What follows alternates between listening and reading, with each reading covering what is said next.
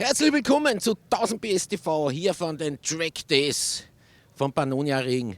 Ich stehe da mit der wahnsinnig geliebten Aprilia Duono 1100 V4 Factory und ich bin jetzt meinen ersten Turn gefahren und ich kann euch nur sagen, unschlagbar. Niemand wird diesen Werkstunfisch heute schlagen und auch wenn die Burschen ordentlich aufgerüstet haben, der Nasty Nils auf der Super Duke 1290R und der Chaot auf der S1000R. Ich sag's euch, gegen den Werkstunfisch ist kein Kraut gewachsen. Burschen, abschwingen!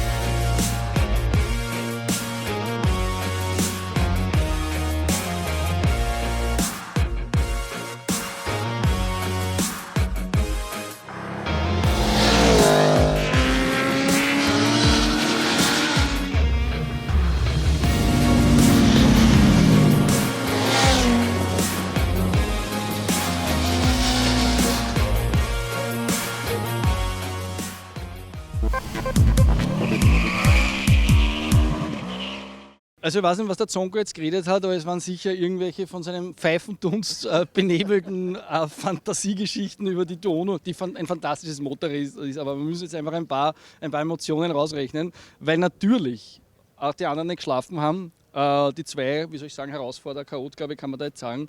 Ich habe die neue Super Duke hier bei mir, die mir jetzt auf der Landstraße so gewaltig taugt hat und jetzt muss ich das hier auf der Rennstrecke auch umsetzen. Und sie ist jetzt stabiler, sie ist mit dem Blipper präziser, wird nicht so unruhig beim Rausbeschleunigen, noch mehr Leistung, fühlt sich wesentlich brutaler an und ich hoffe, dass ich diese Brutalität auch umsetzen kann in Rundenzeiten. Und Chaot, die neue S1000R, ist ja Feinschliff besser geworden. Für dich jetzt auch ein Siegereisen auf der Rennstrecke, oder wie? Das war es für mich immer schon. Wir sind ja mal zu zweit gefahren, noch mit der alten Super Duke in Brünn. Und es war immer der Schneller, der auf der S1000R war, obwohl wir damals relativ in der Rundenzeit unterschiedlich waren. Auch jetzt noch vielleicht. Auf jeden Fall, du sagst Feinschliff, naja, das 5 PS mehr mit Euro 4 und 2 Kilo weniger, das ist beim Motorrad eine Welt. Ja, das ist ein Wahnsinn, das schaffen, glaube ich, nur die Deutschen. Natürlich viel Zubehör drauf. Ja. Wir haben da Blipper, Zubehör, elektronisches Fahrwerk, Zubehör, aber der BMW-Kunde nimmt sich halt, was er braucht. Mittlerweile 90% aller verkauften GS Vollausstattung. Ich schätze, bei der S1000R wird es auch ähnlich sein. Und damit ist sie nach wie vor eine absolute Macht. Und ich meine, Deutschland und Italien, wir wissen ja, wie das normalerweise ausgeht. Ja? Ja, im Elferschießen oder so. Nein, was die Burschen, die zwei nicht wissen, ich habe da ganz geheime Spezialvorteile. Also beim Zonko ist mal so, es sind vor Aprilia Österreich die Chefitäten da. Die stehen jetzt mit der Stoppuhr draußen. Und der Druck, Zonko, der Druck, spürst du den Druck auf deinen Schultern? Der Druck. Und Chris, Chaot, was du nicht weißt, hast du schon deine Reifen angeschaut? Vorgängermodell. Premium-Motorrad, Vorgängermodell aus den Reifen. Bei dir sind die Bridgestone S20 draus. Gute Reifen, aber BMW hat nicht die feinste Ware, den S21 montiert. Bei mir hier der N7RR von Metzeler, feinste Ware von Metzeler. Aber Reifenvorteil hast du, Zonko, Super Corsa SB, muss man sagen. Aber schauen wir mal, oder? Außerdem, eins wollte ich schon noch sagen, der Werkstunfisch, der hat keine Extras, aber die sind alle dabei. Also alles, was du dir wünschen kannst, hat das serienmäßig dabei. Schau. Passt, fahren wir los.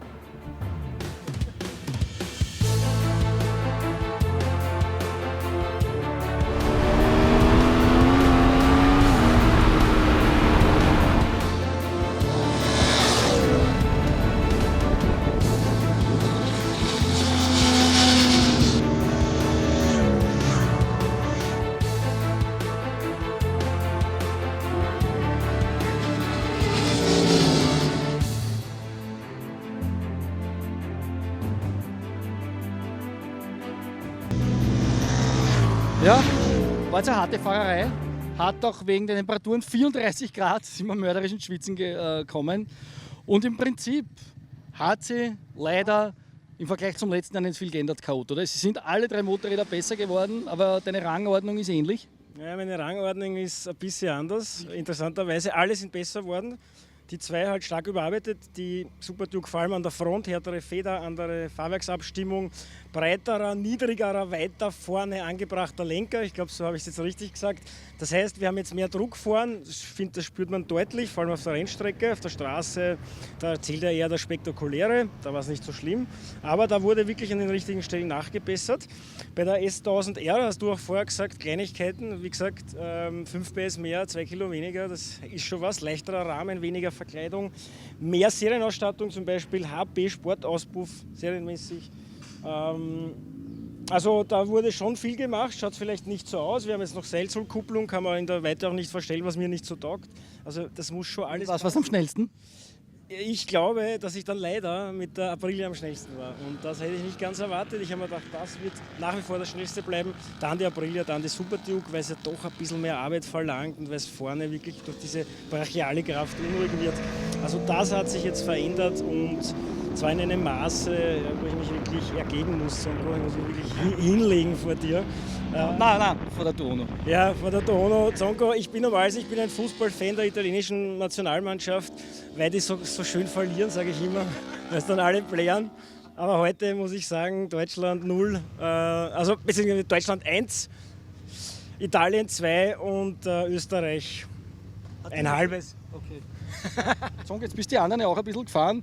Also es ist uns nicht gelungen, dich zu bekehren, oder? Ich habe heute echt einen Spaß gehabt. Es war zwar wahnsinnig heiß und ich kann die Hitze. Sieht man gar nicht an dabei. Als Tiroler halte diese Hitze schwer aus, aber es war für mich trotzdem ein wahnsinnig toller Tag, weil ich natürlich mit der Tuono das Einser-Motorradl gewählt habe. Und man hat einfach gesehen auf der Rennstrecke, da können die anderen nicht hinriechen. Das ist einfach besser. Ich bin sicher nicht der beste Fahrer. Aber mit der Tuono ist es so einfach schnell zu fahren. Das ist eben auch, die war letztes Jahr schon ein Wahnsinn und heuer haben sie es mehr oder weniger in allen Belangen besser gemacht. Okay, sie ist 2 Kilo schwerer und hat ein bisschen einen größeren Auspuff, aber alles andere ist wirklich besser. Es ist fantastisch gewesen und die BMW hat mir auch sehr taugt. Die BMW hat allerdings wirklich ein Pech gehabt mit diesen Raffen, die da oben sind. Das ist natürlich, ja, das ist schon ernst, wenn es so heiß ist. Nicht? Da fängt das schon früher zum Rutschen an. Aber jetzt diese Stabilität der Tuono, das ist einfach unerreicht. Das hat die BMW, das schafft sie nicht. Und bei der KTM ist so, ich meine, ich bin ein ganz großer Österreicher. Wirklich. Österreich ist ganz Weltklasse. KTM ist Weltklasse. Aber mit dem, ich davor da nicht. Das ist ganz arg. Ich sitze dort oben wie im ersten Stock. Das ist ein Wahnsinn. Ich bin so weit weg vom Asphalt. Und der Motor ist göttlich, aber so wie das einlenkt am Kurveneingang. Ich meine, da sitzt mir auf die Tuono und das fährt den Strich, den ich mir vorstelle. Und dort habe ich immer Arbeit und immer ein bisschen Angst. Und ich komme damit einfach wirklich nicht wahnsinnig gut zurecht. Das Einzige, was die am besten können, ist mir aufgefallen, wenn du im Radius die Linie wechseln willst. Das geht mit der wirklich spielerisch. Du musst nur aufpassen, dass du das nicht übertreibst, weil dann kriegst du ein bisschen Unruhe rein, aber an und für sich ist das Wahnsinn. Und wie gesagt, für mich und den Thunfisch ein ganz großer Tag. Ja, Gegner für den Thunfisch auf der Rennstrecke gibt es im Prinzip nur im Supersportlager. Muss man sagen, die Thunfisch ist im Prinzip ein Motorrad, das es mit Supersportlern auch aufnehmen kann auf der Rennstrecke. Ist im Prinzip auch die Wahl für Leute, die Supersportler lieben und sagen, na, ein bisschen mehr Komfort wäre leibend. Aber ich muss sagen, wenn man jetzt Naked Bikes fährt, die Tuono dabei hat, ist es wie Schummeln. Die Tuono fahren ist wie Schummeln, weil sie steril perfekt fährt. Man fährt in die Kurve hinein mit einer Stabilität wie mit einer Superbike-Maschine vor kurzer Zeit noch, mit einer Präzision am Kurvenausgang, am Kurveneingang. Jetzt muss ich aber dann sagen, früher mal ist das, was die Leute, was Menschen an BMWs kritisiert haben, dass sie so emotionslos sind. Wird es dir nicht so emotionslos? Da ist ja nichts mehr. Das ist ja einfach nur gerade und perfekt und präzise Zonk, oder? Beim Thunfisch? Nein, das ist extrem emotionsvoll. Das ist gerade und präzise, aber das ist ein wirklich mächtiger, räudiger V4 da drinnen. Der hat einen Klang, der stellt da die Gänsehaut auf. Das ist ganz, ganz leibend. Du spürst ihn auch irrsinnig gut. Und ich meine, ich habe das auch früher bei diesen japanischen Supersportlern nie verstanden, wenn irgendjemand gesagt hat, das ist emotionslos. Irgendwas, was wahnsinnig gut fährt, das hat bei mir immer die höchste Emotion. Das ist ganz ehrlich. Und vor dem Thunfisch könnte ich mich niederknien. Das ist halt so. Ja, ich muss sagen, ich knie mich vor der KTM am meisten nieder, auch wenn ich weiß, dass die Aprilia schneller ist. Also mir hat das insofern getaugt, diese Brutalität, und mir hat genau das taugt, was euch nicht so gefällt, diese Sitzposition da oben drauf, dieses schlampige Fahren auf der Super Duke. Und es ist jetzt so, dass vom Hardware, vom Chassis-Hardware näher rangekommen ist an die anderen zwei. Ich glaube, sie ist nicht so gut wie die Dono, aber vergleichbar mit der BMW. Aber durch diese Sitzposition, durch diese aufrechte Supermoto-mäßige, bringt man immer mehr Instabilität ins Fahrwerk rein als mit den anderen.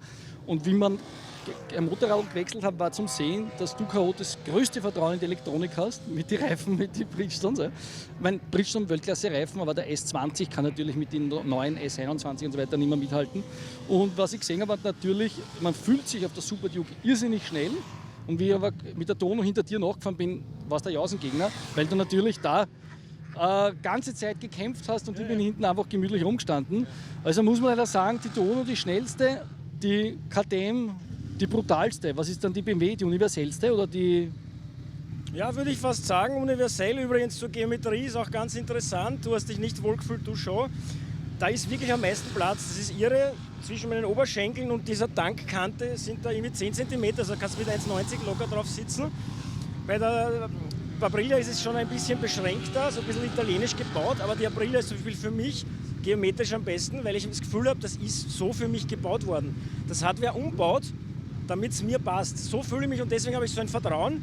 Drüben haben wir 825 mm Sitzhöhe, bei der BMW 814 und da haben wir 850. Das ist riesig, das ist wie ein Big Enduro. Das ist eine Galerie. Erster Stock, aber das hat er irrsinnig gut aufgelistet jetzt der Chaot, weil ich meine, das ist natürlich klar, ich habe es auch schon gemerkt beim Aufsteigen und wo ich es auch gemerkt habe, das war überhaupt der Wahnsinn, ich war schon ein bisschen müde beim Absteigen, dass ich ja fast ins Leere gestiegen bin, weil ich es nicht gewohnt bin.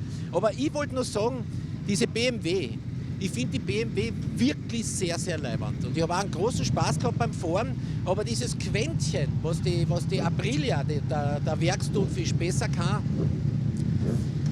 ist meiner Meinung nach, abgesehen vom Klang, vom Motorklang, der ist einfach unerreicht und auch wie ich den Motor spüre, das ist unerreicht, ist es bei der Front, dass die jetzt Bremse wirklich super ist, aber auch in diesem Dynamikmodus ist mir das einfach so, dass man das Fahren, das wird mir zu instabil. Da muss ich ein bisschen nachlassen und nachlassen ist für mich immer gleich ein bisschen mit Angst verbunden. Angst ist ganz schlecht und das habe ich halt auf der Duono, muss ich keine Angst haben. Das ist ein Wahnsinn. Gut.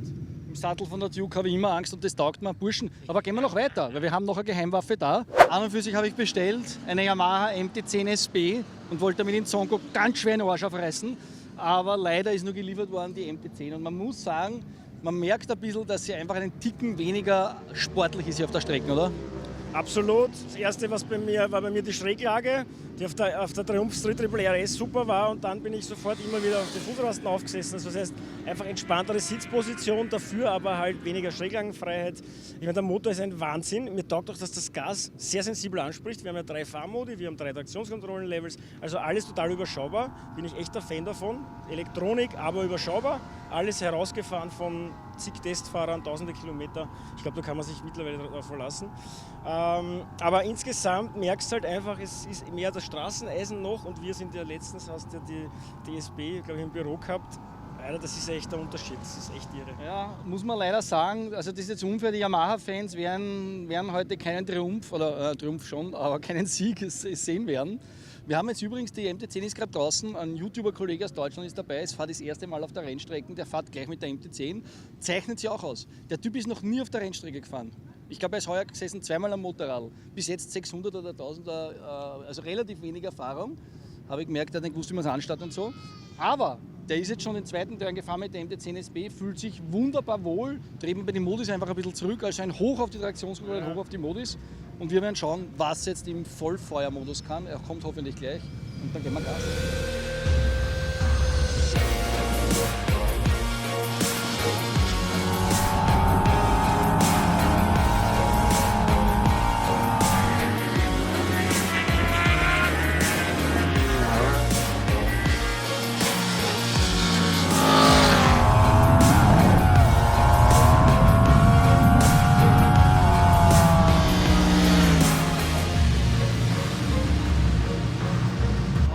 Gib den Helm mal runter.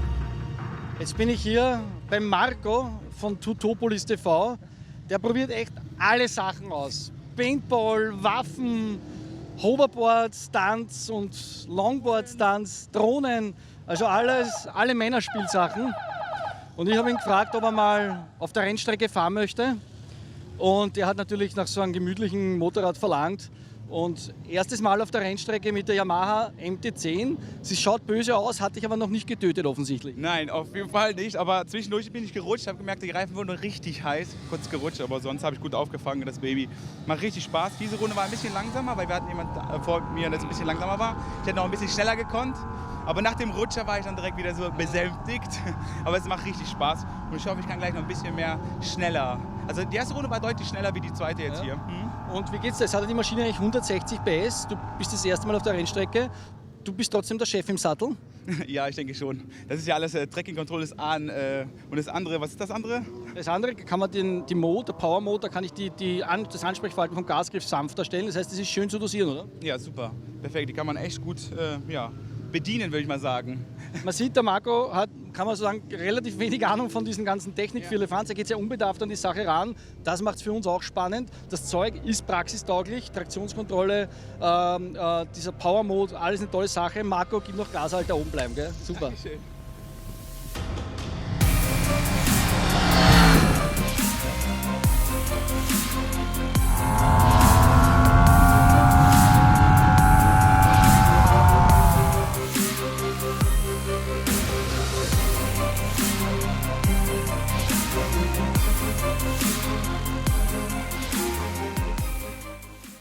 Bis Depper, das heißt 30 Grad kalt. Jetzt haben wir da natürlich eine wunderbare Auswahl und du hast da mitgebracht einen Dauertester, die Street Triple RS. Ist das ein Dauertester oder ist das ein Dauertester? Das ist der Dauertester? Ah ja, die mit weniger Angststreifen, die mit gar keine Angststreifen gehabt. Was meinst du, wird die mithalten können draußen? Pannonia-Ring kann ich es mir gut vorstellen. In Brünn hat man es echt gemerkt, auf den langen Geraden, da bin ich halt einfach verhungert. Das sind auch schlechtere Fahrer vorn gewesen, weil sie einfach mehr Power haben. Und die meisten, die wir mit haben, die haben wesentlich mehr Power. Verzeiht, dass wir heute einen Zettel in der Hand haben. Es sind 6 Modelle oben. Aber das brauchen wir nur schauen. Duono 175 PS, dann noch stärker die Super Duke, die habe ich jetzt da gar nicht oben. 177 PS, S1000R 165 PS.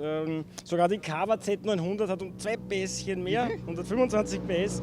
Und die Street Triple RS ist zwar das Topmodell der 3 neuen Street Triples, hat trotzdem nur 123 PS, allerdings wirklich entscheidend, glaube ich, sind nicht nur die 5 Fahrmodi, sondern die Brembo M50 Monoblock-Bremsen. Also das ist einfach das Allerfeinste. Hinten Öl ins Federbein, vorne Showa Big Piston Gabel und dann diese ganze Hebelei, wenn du das anschaust bei der Bremse, die Übersetzung. Bringt 2 Sekunden, oder? Das bringt 3 Sekunden. In der Boxengasse. Ja. Aber das muss einfach so sein. Bei so einem sportlichen Motorrad, genauso die Schräglangfreiheit, habe ich gemerkt, ist doch um einiges höher als bei der MT-10 zum Beispiel. Ja. Also das merkt man in den Fußrasten, die Hebeleien alle einstellbar und die Bedienung, TFT-Display, mittlerweile ein Wahnsinn, wie ein Smartphone, wie ein iPad, ein Motorrad. Kostet 2 Sekunden. Das stimmt wirklich und da möchte ich wirklich auch, gut, dass du ansprichst, alle warnen. Ich habe mich letztes Mal angefangen zum Spielen während der Fahrt in Brünn, weil ich mir gedacht habe, naja, so schnell bin ich eh nicht dran. Aber schnell genug, also nicht ablenken lassen auf der Rennstrecke, Blick nach vorne. Und vorher, wo du mich gesucht hast, bin ich nochmal hineingefahren in die Boxengasse, weil ich nämlich nicht den Track-Modus eingestellt gehabt habe, sondern den Street. Und das merkt man einfach an der Bremse, am ABS, an der Traktionskontrolle. Und ich wollte. Ja, schon denkt am Kurvenausgang, was ein bisschen schwach. Genau. Und da habe ich mir gedacht, na, ist ja wurscht. Ich fahre nochmal raus, verliere eine Runde, scheißegal. Aber ich kann in Ruhe alles einstellen. Also nicht ablenken lassen, sonst kostet es nicht nur 2 Sekunden, sondern vielleicht wesentlich mehr. Jetzt kenne ich mich gar nicht mehr aus. Das 675er war es einmal und jetzt steht 800 irgendwo. Was hat jetzt eigentlich Hubraum? 765 Kubik, 3 Zylinder. Deswegen auch dieser einzigartige Sound, gibt es zwar mittlerweile auch aus Japan und so, muss man sagen, sehr gut gemacht, aber ein englischer Dreizylinder, der hat irgendwie, den höre ich raus, um die Ecke, 3 Häuserblöcke weiter, weiß ich, das ist es. Und das finde ich ist so wichtig, wir sehen auch sehr unterschiedlich alle Modelle, obwohl die Lackierungen fallen auf, sind teilweise ein bisschen ähnlich, alles ein bisschen ins Graue, ins Matte hinein. Böse. Ja. Super Duke überhaupt sensationell. Allerdings, ich glaube, das muss so sein mit den Naked Bikes, das muss man erkennen, das ist die. Und ich finde auch, dass der Unterschied mittlerweile zwischen Speed und Street Triple sehr, sehr deutlich ist. Da Und hinten Speed Triple, da die Street Triple. Wahnsinn. ja, und auf das kommt es einfach an, dass jede Maschine hier, die wir heute testen, total unterschiedlichen Charakter hat. Es ist ein Wahnsinn, allein wie sich der Dreizylinder von der Triumph zum Big Bang rein Vierzylinder von der MT-10 unterscheidet. Das ist irre, das ist ganz arg. Na gut, dann werden wir mal schauen, was die kann draußen.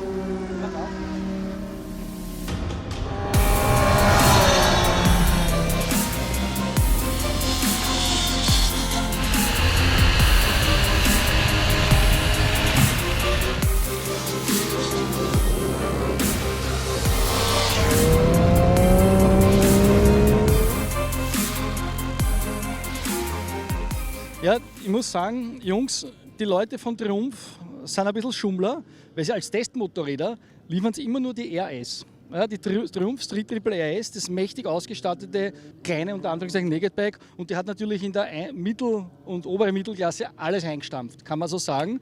Jetzt haben wir gedacht, so liebe Triumph-Leute, jetzt schummeln wir auch einmal, jetzt werfen wir die mal in die Schlacht gegen den Thunfisch und gegen die S1000R und gegen die Super Duke. Und am Anfang war das einmal, dass wir nicht so das Vertrauen gefunden haben auf der Rennstrecken, weil das Fahrwerk für die Straßen war zu soft eingestellt. Das heißt, das haben wir jetzt ein bisschen härter gedreht und jetzt ist es gegangen. Und jetzt ist es so, dass, Coach spricht selbst, Street Triple S, Geheimwaffe am Pannoniring. Ich glaube schon, das Problem ist natürlich dieser Umstieg, nämlich nicht der Aufstieg von dem auf 1000 oder 1300 in dem Fall sogar, sondern umgekehrt, in umgekehrter Reihenfolge. Dann wird es leicht bitter kurz, aber mich hat das trotzdem nicht enttäuscht, weil ich dann mit diesen 3 Viechern wirklich ein bisschen zu tun gehabt habe, also hinten wie vorne, bei der BMW vor allem wegen des Reifens, aber auch weil die Front auch auf der Geraden echt leicht ist, musste ich vorlehnen, musste dann der Hook aufs Vorderrad ausüben und da musst du das nicht. Das rennt so sauber und schön, erinnert mich an unsere glorreichen 600er Zeiten aus gewissen Cups. Das rennt einfach wie auf Schienen, vorne haben wir Showa Big Pisten, hinten haben wir Ölins, da wurde also ein bisschen gemischt. Feinste Bremsware, M50 Brembo Monoblock und dazu eben die ganze Einstellbarkeit, die ich schon angesprochen habe, dass ich echt schauen kann, dass das perfekt passt. Da habe ich wieder das Problem, dass man zu niedrig ist, zwar auch 825 mm, das haben fast alle übrigens, aber da gehört ein Racing-Heck drauf und der, wenn du den jetzt angreifst, den Polster, der ist so weich, da geht so viel an Rückmeldung verloren, dass es ein bisschen schade ist. Weil das ganze Motorrad ist so ausgelegt eigentlich auf Performance und dann hast du eigentlich so eine irre weiche Sitzbank. Das ist ein Wahnsinn. Aber wie gesagt, dieser Kampf fällt weg mit dem Motorrad und dadurch kannst du dich auf den Kurveneingang super konzentrieren und wiederum Traktionskontrolle, Quickshifter nur nach oben und das unglaubliche Display, wie gesagt, dem man während der Fahrt keine Beachtung schenken sollte. Obwohl es verschiedene Anzeigen gibt, auch für den Rennbetrieb. Augen nach vorne und Richtung Kurvenausgang. Aber wie gesagt, das einzige Problem ist dieser unglaubliche Leistungsunterschied von 50 PS zu den anderen. Und das fehlt dann natürlich bei der Emotion. Ich glaube, es ist so, dass in der Theorie dieses Motorrad hier am Pannoniring möglicherweise beim Kurvenspiel und so weiter überall genauso schnell mitfahren könnte.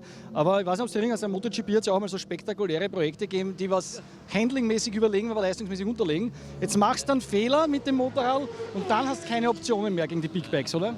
Das stimmt. Damals diese V2 500er, da hat es die 500er Raketen gegeben, V2, die sind natürlich immer unterlegen gewesen, die haben keine Meter gehabt. Und bei dieser Street Triple RS ist es jetzt so gewesen, dass ich das auf der Straße draußen, wir sind jetzt vor kurzem auf der Straße gefahren, war ich wirklich begeistert. Da habe ich gedacht, na bist du deppert, was ist denn das für ein leibendes Motorradl? Und jetzt, so wie der K.O. richtig sagt, das steigst du runter vor die echten Raketen und hockst auf das auf und denkst, na Alter, das marschiert ja nicht.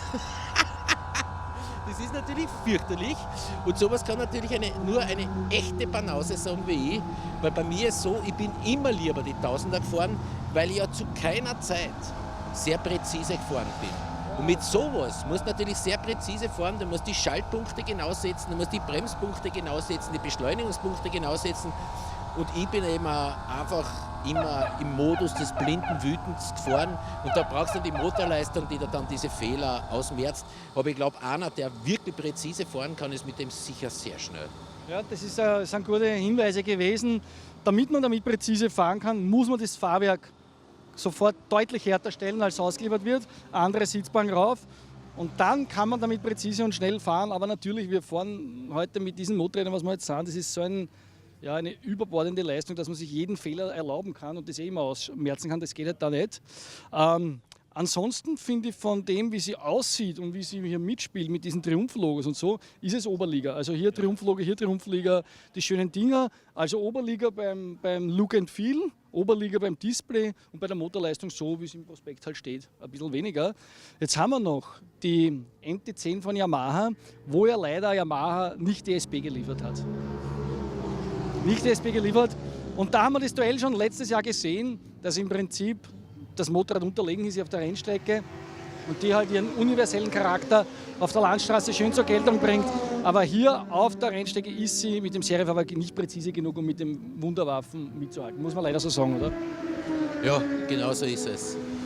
Das wäre unfair gewesen. Das wäre unfair gewesen. Und ich weiß nicht, Code, was fällt dir jetzt noch auf? Gibt es noch irgendwelche Anomalien in deinem Faktenfolly-Sheet, wenn du jetzt die ganzen Modelle gegenüberstellst? Irgendwelche Dinge, die nach oben oder nach unten ausschlagen bei diesen ganzen Power Naked Bikes?